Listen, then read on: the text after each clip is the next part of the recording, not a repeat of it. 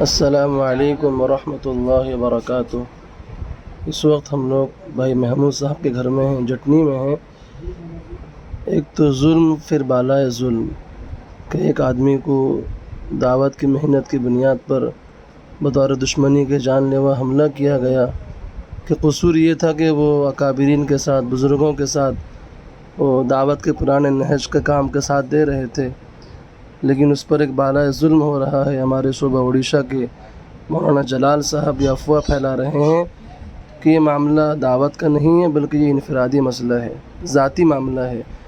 یہ بالکل غلط چیز ہے۔ خود ہمارے یہاں پر محمود بھائی بیٹھے ہیں، ہم ان سے پوچھیں گے کیا مسئلہ ہے۔ اگر یہ گواہی دے رہے ہیں تو بولنے والے جھوٹے ہیں۔ کیا انہوں نے تحقیق کیا تھا محمود بھائی سے کہ نہیں بتاؤ محمود بھائی آپ کا کیا مسئلہ ہے؟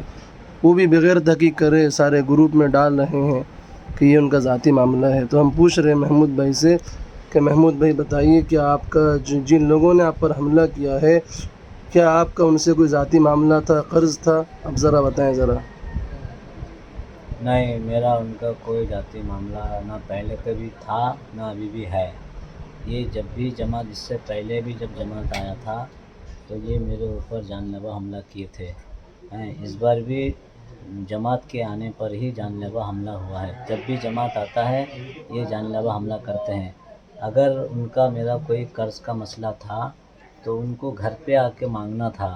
یہ رات کے 11 بجے 10:30 بجے کے ٹائم پہ اندھیرا میں جگ کے مانگنے کا کیا ضرورت تھا؟